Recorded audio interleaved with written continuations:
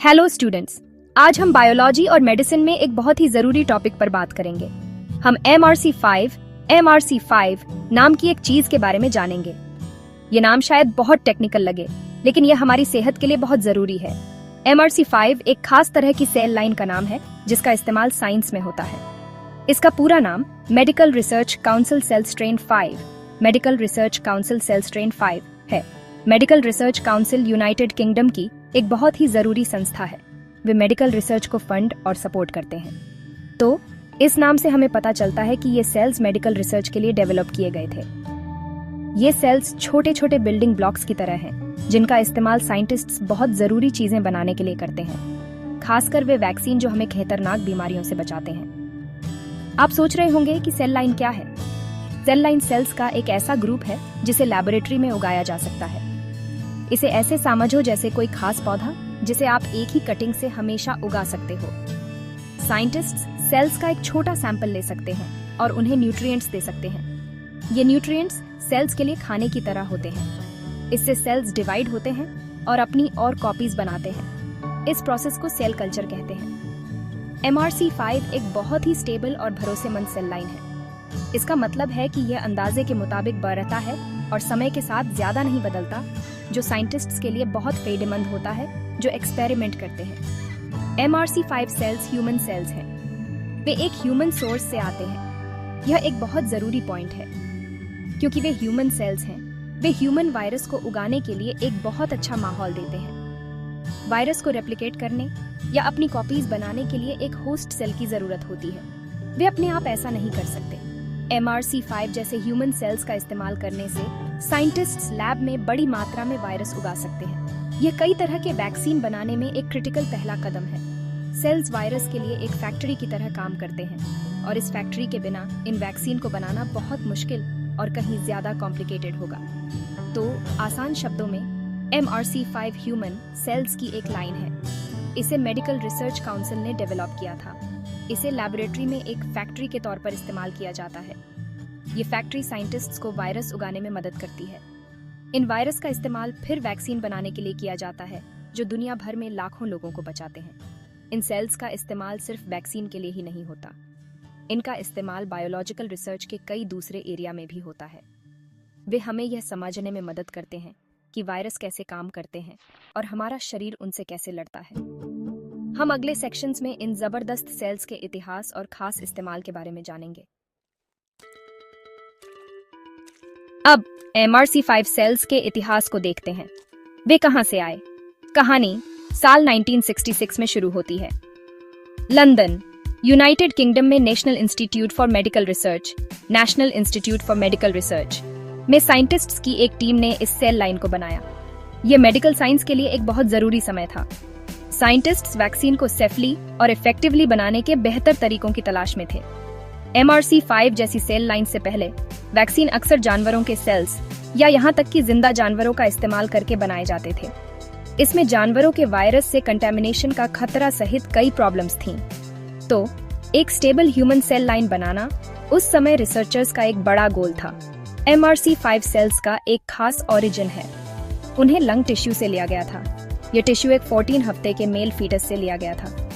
Pregnancy को कानूनी तौर पर मंजूर मेडिकल रीजंस के लिए टर्मिनेट किया गया था, जिसका रिसर्च से कोई लेना देना नहीं था। पेरेंट्स ने दूसरों की मदद करने के लिए साइंटिफिक रिसर्च के लिए टिश्यू के इस्तेमाल की सहमति दी थी। ये कहानी का एक सेंसिटिव लेकिन जरूरी हिस्सा है।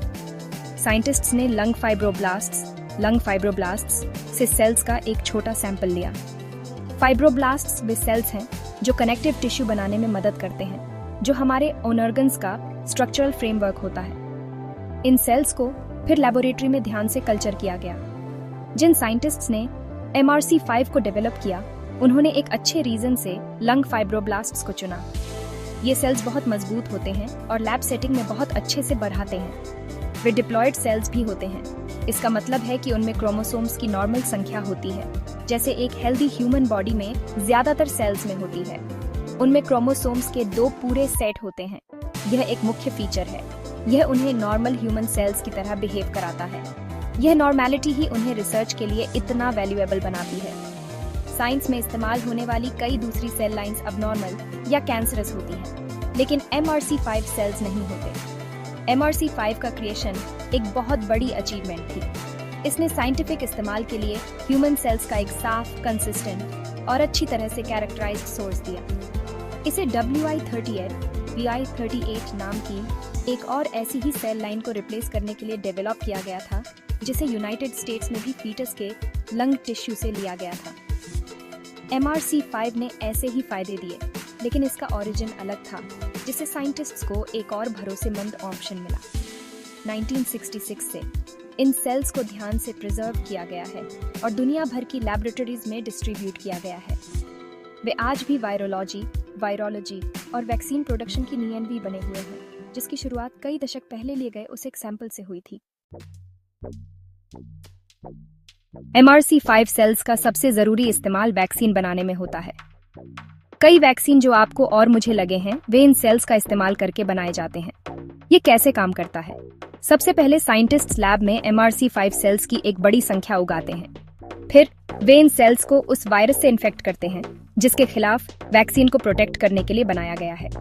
उदाहरण के लिए मीजल्स वैक्सीन बनाने के लिए वे MRC5 सेल्स को मीजल्स वायरस से इन्फेक्ट करते हैं। वायरस MRC5 सेल्स के अंदर की मशीनरी का इस्तेमाल करके अपनी लाखों नई कॉपीज बनाता है। सेल्स वायरस के लिए एक परफेक्ट होस्ट के रूप में काम करते हैं, ताकि वह एक कंट्रोल्ड एनवायरनमेंट में मल्टीप्लाई हो सके। एक बार जब बड़ी मात्रा में वायरस उगा लिया जाता है, तो उसे सेल कल्चर से हार्वेस्ट किया जाता है। वायरस को फिर प्यूरिफाई किया जाता है। इसका मतलब है कि सभी सेल डेब्रिस और दूसरे मटेरियल्स को ध्यान से हटा दिया जाता है। सिर्फ वायरस पार्टिकल्स ही बचते हैं।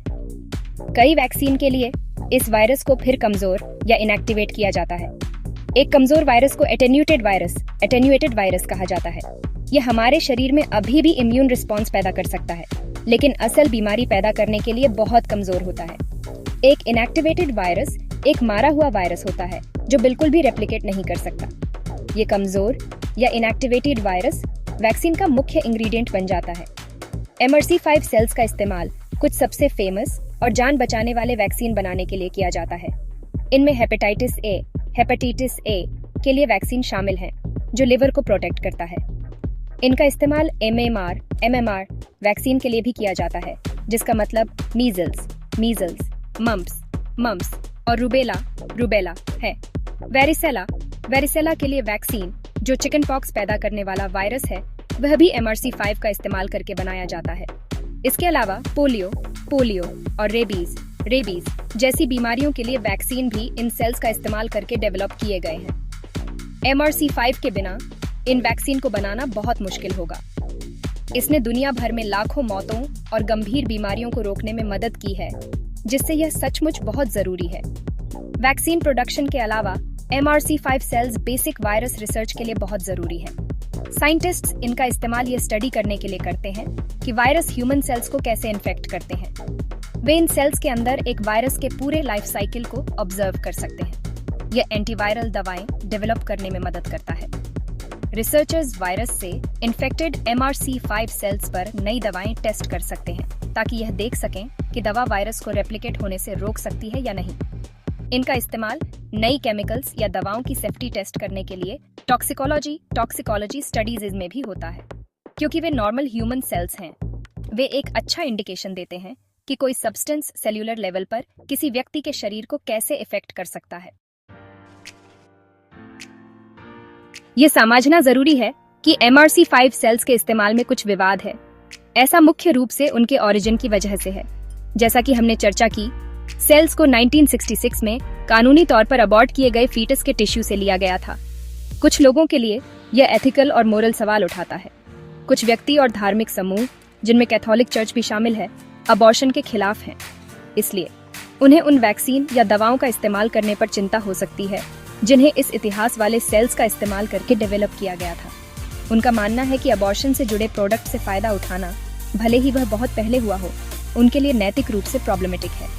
वैज्ञानिक और रेगुलेटरी बॉडीज ने इन चिंताओं को दूर किया है। वे इस बात पर जोर देते हैं कि सेल लाइन्स ओरिजिनल सोर्स से बहुत दूर है। आज इस्तेमाल होने वाले सेल्स 1966 में मिले ओरिजिनल सेल्स से कई जनरेशन्स दूर हैं। सेल लाइन को जारी रखने के लिए किसी नए फीटस टिश्यू की जरूरत नहीं है। ओरिजिनल काम दोहराया नहीं जा रहा है। विश्व स्वास्थ्य संगठन जैसी प्रमुख स्वास्थ्य संस्थाओं और कई धार्मिक अधिकारियों ने कहा है कि इन वैक्सीन का इस्तेमाल स्वीकार्य है। उनका तर्क है कि घातक बीमारियों को रोकने का बहुत बड़ा पब्लिक हेल्थ बेनिफिट अबॉर्शन के ऐतिहासिक कनेक्शन से ज़्यादा ज़रूरी है। वे अक्सर कहते हैं कि वैक्सीनेशन के जरिए जीवन की रक्षा करना एक नैतिक भलाई है। एक और ज़रूरी वैज्ञानिक बात MRC5 सेल लाइन के नेचर के बारे में है। क्या यह एक इमॉर्टल सेल लाइन है? जवाब है नहीं।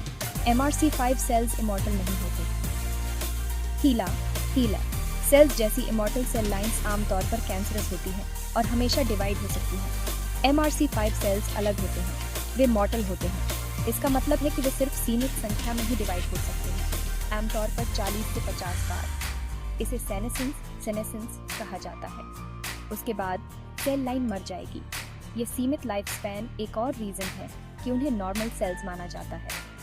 साइंटिस्ट्स ने अर्ली जनरेशन सेल्स के बड़े फ्रोजन स्टॉक बनाए हैं ताकि लाइन बहुत लंबे समय तक जारी रह सके। निष्कर्ष में MRC5 सेल्स मेडिकल साइंस की जीत और एथिकल चर्चा का एक पॉइंट दोनों को रिप्रेजेंट करते हैं। उनका डेवलपमेंट उन वैक्सीन को बनाने के लिए बिल्कुल ज़रूरी रहा है जिन्होंने अनगिनत जानें बचाई हैं और ह्यूमन बायोलॉजी और बीमारी की हमारी समझ को आगे बढ़ाया है। हालांकि हमें उनके ओरिजिन पर अलग अलग एथिकल विचारों का सम्मान करना चाहिए, वैज्ञानिक और मेडिकल सहमति साथ है। MRC5 और ऐसी ही सेल लाइंस का लगातार इस्तेमाल पब्लिक हेल्थ के लिए जरूरी है। वे संक्रामक बीमारियों के खिलाफ हमारी चल रही लड़ाई में एक जरूरी टूल बने हुए हैं जो दुनिया भर के समुदायों को उन बीमारियों से बचाते हैं जो कभी आम और घातक थीं।